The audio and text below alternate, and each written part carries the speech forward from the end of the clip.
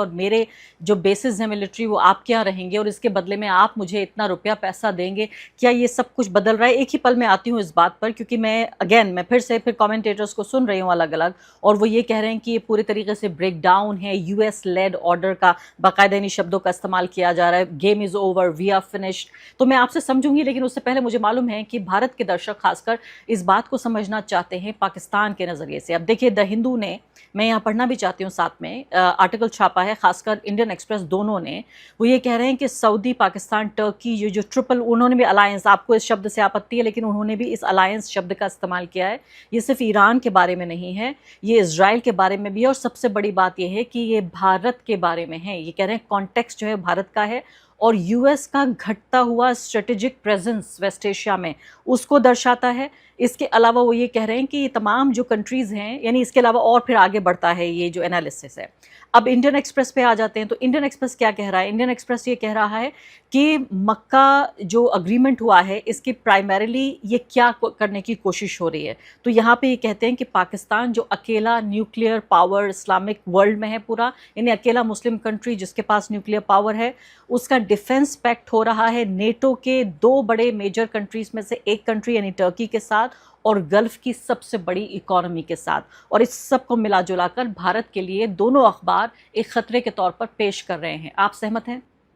मैं बिल्कुल किसी भी चीज़ से सहमत नहीं हूँ। पहली बात, आपने बोला अलायंस।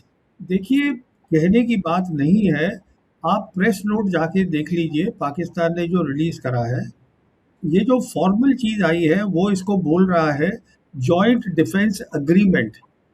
अलायंस वर्ड का इस्तेमाल नहीं किया जा रहा है। तो अगर कमेंटेटर कर रहे हैं तो वो कमेंटेटर की प्रॉब्लम है।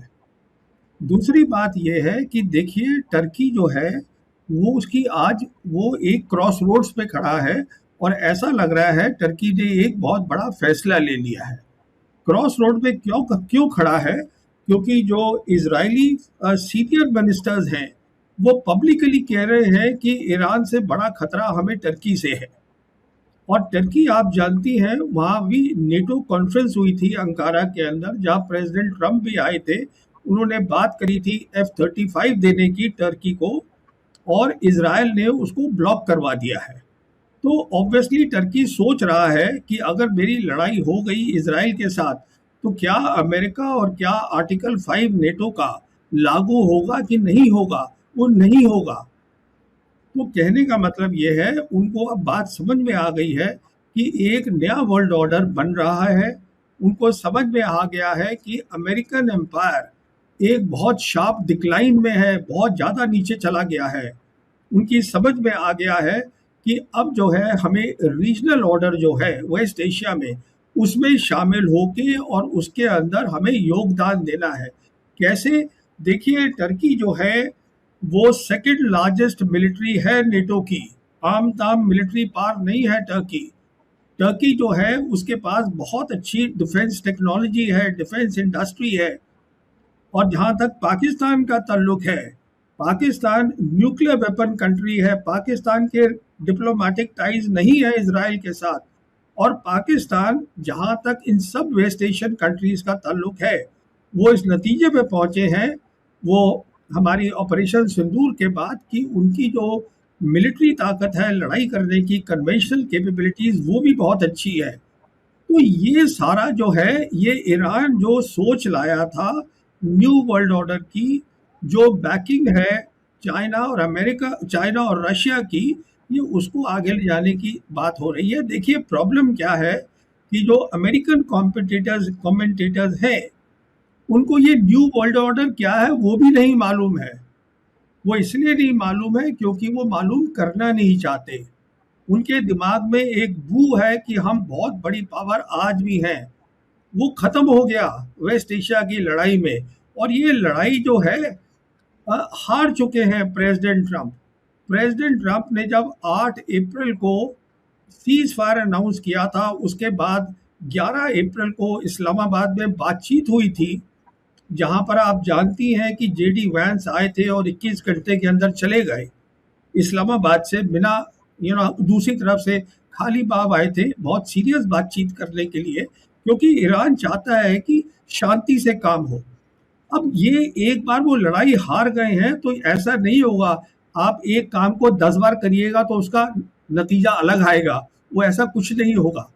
लड़ाई हारी जा चुके हैं, कोई ऑप्शन नहीं है। ये उसी दिन हारी गई थी जब 8 अप्रैल था। तो कहने का मतलब ये है कि आपके जो अमेरिकन कमेंटेटर्स हैं और हमारे जो इंडियन कमेंटेटर्स हैं, they are influenced by the American thinking. इनको तो ये भी नहीं पता कि चाइना की सोच क्या है, ये तक नहीं जानते ये लोग। तो मुझे इसमें कोई वो नहीं है, हिचकिचाहट नहीं है कहने में, क्योंकि इनको पढ़ने का कोई फायदा ही नहीं है। इंडियन कमेंटेटर्स उनको ये सारी सोच वहां से ला रहे हैं, अमेरिका से। अच्छी बात है, अमेरिका एक ग्रेट पावर है इस मल्टीपोलर वर्ल्ड में, पर दो और भी बड़ी बड़ी ताकतें हैं, चाइना है, रशिया है, और अमेरिका शार्प डिक्लाइन में है।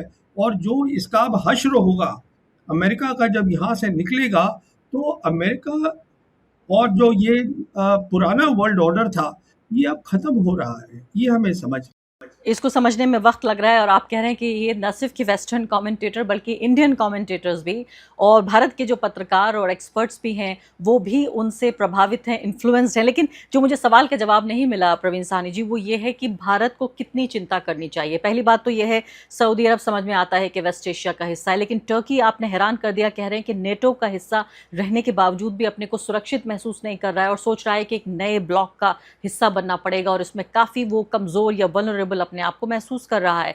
अब मुझे बताइए कि पाकिस्तान को क्या पड़ी है, उसकी क्या वल्नरेबिलिटी है? भारत के खिलाफ ही अपना डिफेंस तैयार कर रहा है, इसके अलावा उसको किस बात का डर है? तो क्या भारत को इस बारे में सोचना चाहिए कि मान लेते हैं, फर्ज कीजिए कल को अगर कोई टेरर अटैक होता है, तो मोदी जी ने कहा है कि इसको एक्ट ऑफ वॉर माना जाएगा और हमला तो करना पड़ेगा। तो अगर हमला करता है भारत पाकिस्तान के ऊपर, तो क्या ये माना जाए कि सऊदी अरब और टर्की ये अपनी फौजों के साथ आ जाएंगे और भारत के ऊपर हमला कर देंगे, पाकिस्तान को प्रोटेक्ट करेंगे? देखिए, 3 बातें बताना चाहूँगा आपको। पहली बात तो आई एम सॉरी, मैं फिर से आपको यही बात दोहराना चाहूँगा, ये कोई पैक्ट नहीं है, ये कोई अलायंस नहीं है, ये कोऑपरेटिव एग्रीमेंट है। पहली बात तो ये है। अच्छा, अभी बात आती है भारत की। जहाँ तक भारत का ताल्लुक है, देखिए, पाकिस्तान की जो 4 दिन की क्लैश हुई थी ऑपरेशन सिंदूर में, वो एक खिड़की थी, वो एक विंडो थी कि अगली लड़ाई कैसे होगी। अगली लड़ाई होगी जहाँ चाइना सपोर्ट करेगा पाकिस्तान को, जैसे उसने सिंदूर में किया था, अपने चीज़ें देकर खुद लड़ाई में शामिल नहीं होगा। वो बिल्कुल वैसी ही होगी और उसमें पाकिस्तान को और किसी की ज़रूरत नहीं है। और जहाँ तक ये बात है तीनों मुल्कों का जो आप कह रही हैं, देखिए, ये रीजनल सिक्योरिटी फ्रेमवर्क है, ये अभी सिर्फ वेस्ट एशिया में लागू है। तो ये कहना कि टर्की आएगा लड़ने के लिए पाकिस्तान के साथ इंडिया के खिलाफ या सऊदी आएगा, ये बेबुनियादी बातें हैं, क्योंकि इसका नाम ही दिया गया है। देखिए, अब नहीं, मैं कह रही हूँ कि अगर अगर ये सिर्फ वेस्ट एशिया का है, तो पाकिस्तान को क्या पड़ी है इसमें साथ में आने की, इस अग्रीमेंट का हिस्सा बनने की? वही मैं आपसे कह रहा हूं कि पाकिस्तान की जियोपॉलिटिकल प्रोफाइल बेइंतहा बढ़ गई है। आज पाकिस्तान जाकर अफ्रीकन कॉन्टिनेंट में सोमालिया के साथ भी डिफेंस कोऑपरेशन कर ली है उन्होंने। वही डिफेंस कोऑपरेशन जो उन्होंने सऊदीज के साथ 2025 में की थी, वही डिफेंस कोऑपरेशन जो कुवैत के साथ उन्होंने 2023 में की थी, और अब कुवैत ने उसको रैटिफाई कर दिया है। उनकी प्रोफाइल बढ़ गई है बहुत ज़्यादा। कहने का मतलब ये है कि जब ये न्यू रीजनल सिक्योरिटी फ्रेमवर्क जो है, ये और मुल्कों में भी जाएगा, ग्लोबल साउथ के, ये जब वहाँ जाएगा तो पाकिस्तान एक बहुत इंपॉर्टेंट रोल प्ले करेगा वहाँ पर। और ये सब शुरुआत ऑपरेशन सिंदूर से हुई है। आप इन बातों को समझिए। अभी फिलहाल जो मैं आपकी बात को पैराफ्रेज नहीं करना चाहती, बिल्कुल सीधे सीधे समझना चाहती हूँ। आप ये कह रहे हैं कि अगर भारत से कोई हमला होता है तो पाकिस्तान के लिए तो चीन ही काफ़ी है, यानी पाकिस्तान और चीन मिलकर लड़ेंगे, जो हमने ऑपरेशन सिंदूर में भी देखा, बाकायदा इस बात के सबूत मिलते हैं। तो पाकिस्तान को ज़रूरत नहीं थी वेस्ट एशिया का ये पूरा जो अग्रीमेंट हुआ है, मैं अलायंस नहीं कह रही हूँ, केयरफुल होकर अग्रीमेंट ही कह रही हूँ, पैक्ट ही कह रही हूँ उसको। तो इसका मतलब पाकिस्तान की मदद की ज़रूरत है टर्की को, सऊदी अरब को, इसलिए वो इसका हिस्सा बन रहा है, और जो बाकी देश आएंगे उनको भी पाकिस्तान की सिर्फ मदद की ज़रूरत है, पाकिस्तान अपनी मदद के लिए ये पैक्ट नहीं नहीं कर रहा है, बल्कि उनको मदद देने के लिए कर रहा है? क्या आप ये कहने की कोशिश कर रहे हैं? मैं ये कहने की कोशिश कर रहा हूँ कि इसका नाम है कलेक्टिव डिटरेंस। और डिटरेंस का मतलब होता है दूसरे इंसान को डराना, उसको डिटर करना, रोकना। अब वो मदद टर्की को चाहिए कि नहीं चाहिए वो वक्त बताएगा। अगर टर्की कहेगा मुझे मदद ही नहीं चाहिए इजराइल के खिलाफ, तो फिर वो नहीं देंगे दोनों। अगर टर्की अभी जो चीज़ अभी हुई है वो ये है कि जब इजराइल अपनी कैलकुलेशन करेगा लड़ाई की, उसमें इस बात को शामिल करेगा कि ये तीनों जो हैं इन्होंने कलेक्टिव डिटरेंस बनाया है, विच मीन्स एक के ऊपर अटैक होगा तो सब पर अटैक है। तो अगर मैं कुछ भी करूंगा टर्की के ऊपर, तो ये दो मुल्क टर्की के साथ आके खड़े होंगे। अब उनको जरूरत है टर्की को नहीं है, वो तो टर्की तय करेगा। बिल्कुल। अब अगला सवाल और बहुत अहम सवाल जो पैदा हो रहा है वो ये है कि इस पूरा जो डिफेंस अग्रीमेंट हुआ है इसकी एक छोटी खिड़की के तौर पर हमने पहले देखा था कि पाकिस्तान और सऊदी अरब के साथ बिल्कुल इसी तरीके का डिफेंस अग्रीमेंट है। अब सऊदी अरब के ऊपर ईरान का हमला हुआ, सऊदी अरब के ऊपर हुतीस का हमला हुआ, पाकिस्तान की फ़ौजें वहाँ मौजूद हैं सऊदी अरब में, उसके बावजूद भी एक गोली नहीं दागी गई, कोई मदद करने की कोशिश नहीं हुई, सिवाय इसके कि ईरान और सऊदी अरब के बीच एक तरह की शांति स्थापित करने की पाकिस्तान ने कोशिश की। तो ये एक अहम बात है। दूसरी बात, इसको इतना पोशीदा रखने की क्या ज़रूरत है कि इस अग्रीमेंट की कोई भी बातें बाहर नहीं आ पाई हैं, सिवाय एक छोटी प्रेस कॉन्फ्रेंस के कोई डिटेल्स नहीं आई हैं। ये अगर बाकी डिफेंस जो अग्रीमेंट्स हैं अगर उनको देखें, चाहे वो नेटो की बात हो या और भी कई जो डिफेंस अग्रीमेंट्स हैं, उसमें एक एक चैप्टर, एक एक क्लॉज सबको पता है कि क्या है और किस तरह से काम करेगा। इसको पोशीदा क्यों रखा गया? और दूसरी बड़ी बात कि अगर ये पाकिस्तान और सऊदी अरब के साथ ये काम नहीं किया तो टर्की के इसमें शामिल हो जाने से किस तरह का डिटरेंस बन जाएगा? अब सुनिए, पहले सवाल का आपका जवाब देता हूं कि इसको बहुत ज़्यादा थ्रेडबेयर समझाया क्यों नहीं गया कि यह एग्रीमेंट क्या है। देखिए, उसका जो कारण है वो बिल्कुल सीधा है। अभी लड़ाई ख़त्म नहीं हुई है, अमेरिका बाहर नहीं गया है, तो आपस में इनकी बात हो गई है। उसको डिटेल बताने की क्या ज़रूरत है? वेस्ट के अंदर जो है, हमारे मुल्क में हर जगह लोग गेस कर रहे हैं, तो अच्छा है गेस करते रहें। जो एक्चुअल बात है वो तो समझ में आ गई है, ईरान को भी समझ में आ गई है, इजराइल को भी समझ में आ गई है, और इन तीनों मुल्कों को भी समझ में आ गई है। पहली बात। दूसरी बात, जब हम बात करते हैं कलेक्टिव डिफेंस, वही मैं आपसे कहने की बात कह रहा हूँ, ये बात अभी वक्त लगेगा समझने में। ये नई चीज़ क्या है? ये नई चीज़ ये नहीं है कि पाकिस्तान को जो है वो हूती से लड़ाई करनी है, क्योंकि उसने सऊदीज़ के साथ डिफेंस एग्रीमेंट करा है। देखिए, बात ये है कि सऊदीज़ और यमनीज़ जो हूतीज़ हैं, इनका जो प्रॉब्लम है वो कोई 12 साल पुराना है। अभी ये बढ़ गया है और सऊदी की बेवकूफ़ी से। अब वो एक it's a matter of detail कहेंगी तो वो भी मैं बता दूंगा। तो अभी पाकिस्तान का इसमें रोल क्या रहेगा कि दोनों साइड से बातचीत करके और देखना है कि किस तरीके से एक वाया मीडिया एक तरीका निकाला जा सके। देखिए, आप अपनी ज्योग्राफी नहीं बदल सकते हैं। और जहाँ तक यमनीज का ताल्लुक है, यमनीज आज बहुत ताकतवर हो गए हैं, और यमनीज जो हैं वो ईरान के साथ खड़े हैं, ईरान उनके साथ खड़ा है। तो सऊदीज को समझना पड़ेगा कि हम दोनों तरफ का गेम नहीं खेल सकते। हम जो है अमेरिका के साथ भी खड़े हैं, हम इसमें भी खड़े हैं, वो नहीं होगा। ये सऊदीज की प्रॉब्लम है। देखिए, यूएई जो है उसका कहीं जिक्र भी नहीं हो रहा है। सऊदीज ने और क्या किया है वो मैं आपको और बताता हूँ। इसके अलावा उन्होंने 30 और 31 जुलाई को ये 14 नेशन की मैरीटाइम डिफेंस कोऑपरेशन जो था उसको बना दिया। 14 मुल्क ले आए वो। उसमें सारे खाड़ी के मुल्क हैं, गल्फ कंट्रीज माइनस यूएई, कि हम जो है वो रेड सी को खोलेंगे। अब ये जो एग्रीमेंट है मैरीटाइम का, वो भी अब इसका हिस्सा हो गया। ये जो मक्का का डिफेंस जॉइंट डिफेंस एग्रीमेंट है। अभी तो हमें ये दो जो वर्ड्स हैं, जब तक इसकी समझ में नहीं आएगी, in the new world order जो बन रहा है, कलेक्टिव सिक्योरिटी क्या होती है, sorry, collective security and collective deterrence, ये दो वर्ड्स को समझना है। और इसकी समझ के लिए जाना पड़ेगा आपको 2023 को। You have to go back to 2013 वो समझने के लिए। अब वो it's a matter of details, क्योंकि ये उस समय इजाद हुई थी ये सोच। ये इजाद हुई थी शी जिनपिंग और प्रेसिडेंट पुतिन के बीच में मॉस्को में। और इसके बाद फिर उसी साल प्रेसिडेंट शी जिनपिंग ने belt and road initiative announce किया था। तो ये वो जो सोच है वो अरागची यहाँ लेकर आए हैं कि पहली बार जो एक विजन था उसको ग्राउंड पे बनाया जा रहा है, जिसके अंदर विजन लाए हैं ईरानी, बैकिंग है इन दो ग्रेट पास की, चाइना की और रशिया की। और इसमें हैवी लिफ्टिंग जो है वो पाकिस्तान कर रहा है, टर्की कर रहा है। अब टर्की भी उसमें शामिल हो गया है। पाकिस्तान और टर्की के जो रिलेशंस हैं बहुत अच्छे हैं, इसीलिए 13 जुलाई को फील्ड मार्शल मुनीर गए थे मिल अंकारा, और वहाँ एयरपोर्ट पे उनको प्रेसिडेंट युर्डोगान ने रिसीव किया था।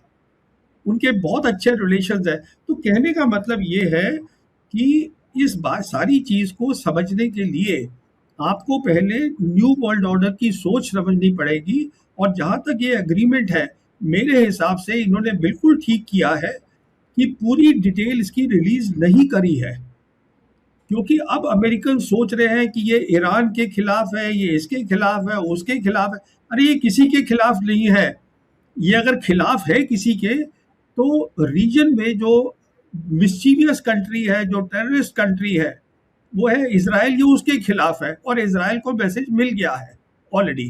कैसे मिल गया है इसराइल को मैसेज, वो भी सुन लीजिए।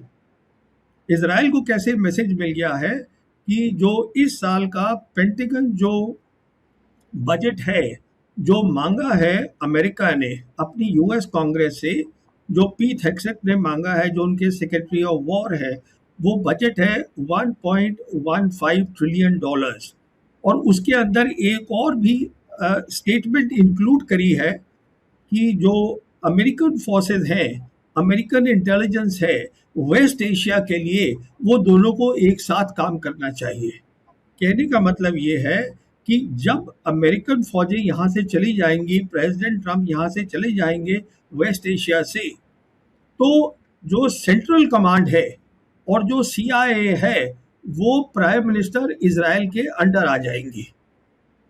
ये इसका मतलब है, और ये उसके खिलाफ ये जॉइंट डिफेंस अग्रीमेंट बना है, और इजराइल इस बात को समझता है।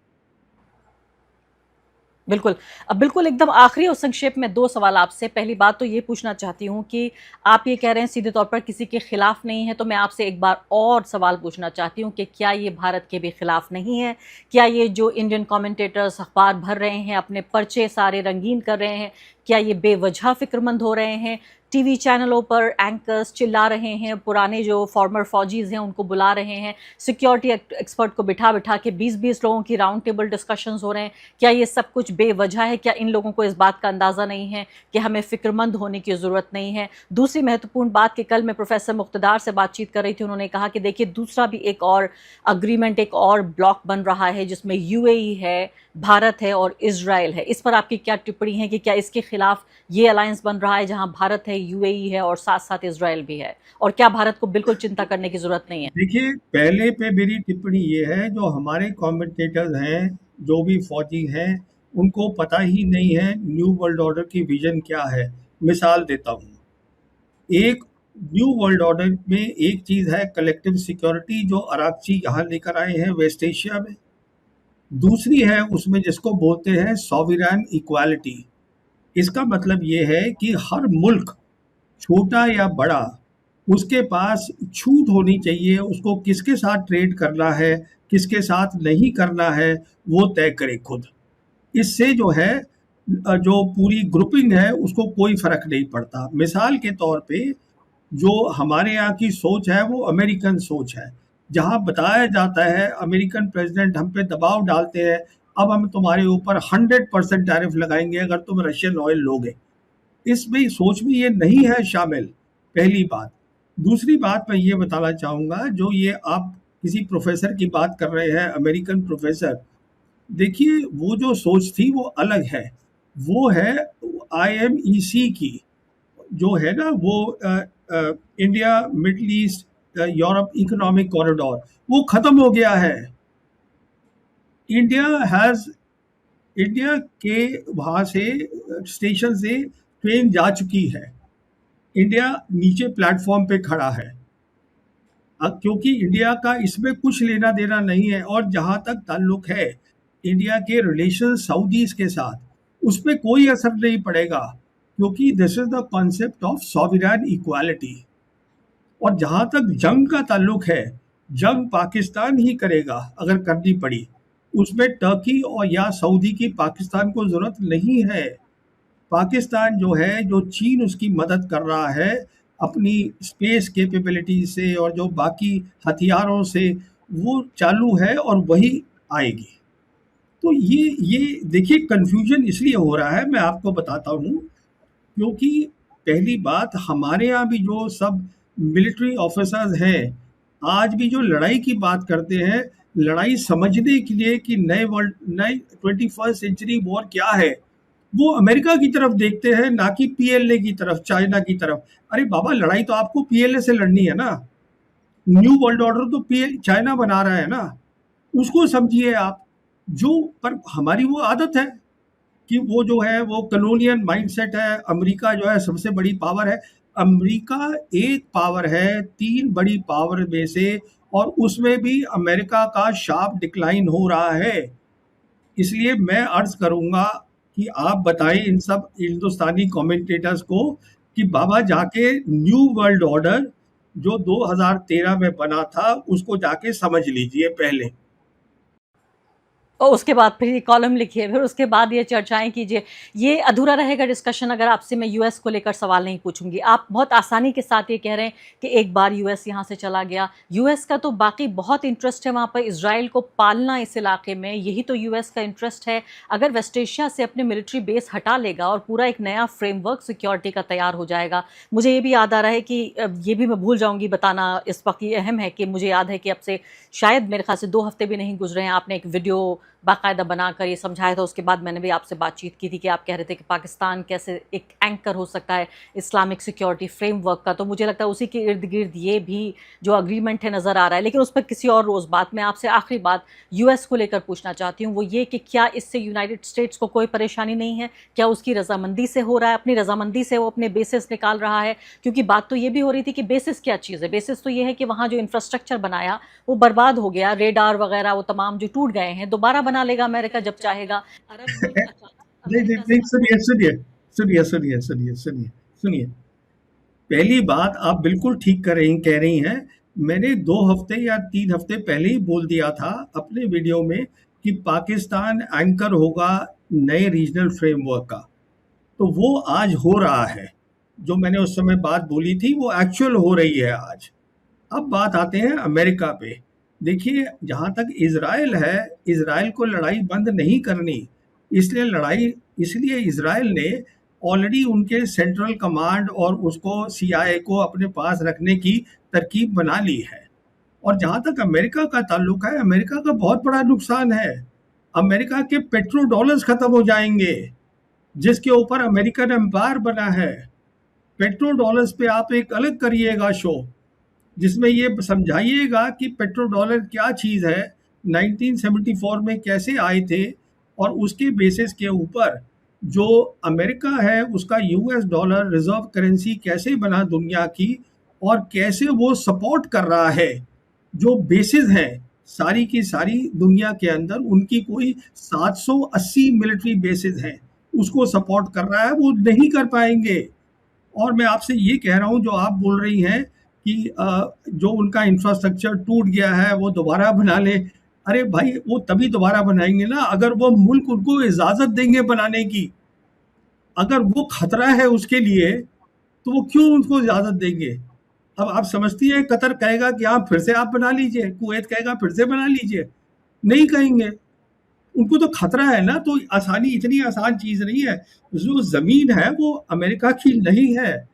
अगर अमेरिका की उन्होंने बेसिस का इजाज़त इसलिए दी थी, उनको लग रहा था इससे हमें सिक्योरिटी मिलेगी। अगर उससे उन्हें खतरा मिल रहा है तो वो क्यों इजाज़त देंगे कि आप यहाँ आके बेसिस बनाइएगा? मुझे लगता है कि एक और बड़ी डिस्कशन के लिए ये तैयार हो चुकी हूँ। मैं आपसे पूछूंगी अगली बार, क्योंकि ये सिर्फ मिलिट्री ही खाली कॉपरेशन दोनों देशों के बीच या डिपेंडेंस नहीं है, बल्कि इसके अलावा बड़ी बड़ी अमेरिकन कंपनियां